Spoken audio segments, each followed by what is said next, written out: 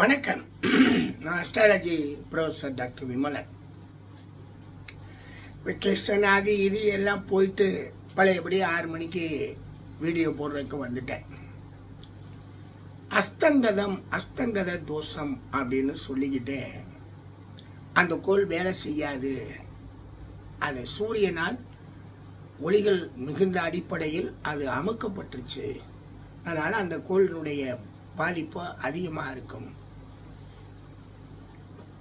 முதல்ல ஒன்று தெரிஞ்சுக்கணும், கோள்களுக்கு ஒளிகளே சூரிய ஒளியிலானதான் அது ஒளியாகவே இருக்கு.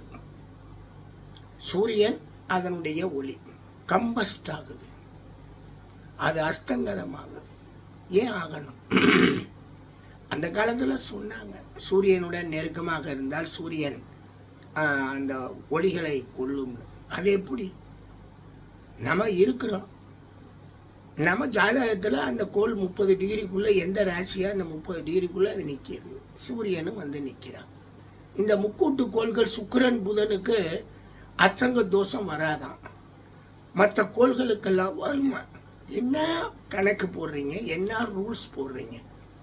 நான் அந்த காலத்து ஆளுகளை கேட்குறேன். இன்னைக்கு இருக்கிற ஆளுகளுக்கெல்லாம் அவங்களாம் ஒன்றுமே செய்யலையே, அவங்க என்னென்னமோல செய்கிறாங்க. அதனால் கோள் இருந்தால் அந்த கோளுக்கு உண்டான பலன் பாவகப்படி சொல்லுங்க.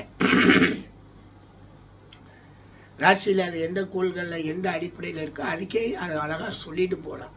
அஸ்தங்கத தோஷம் வேணா கொஞ்சம் போல ஒரு 2% இல்லை 5% பலம் குறையும்னு கூட சொல்லுங்க. ஏன்னா நீங்கள் சொல்லி பழகிட்டீங்க.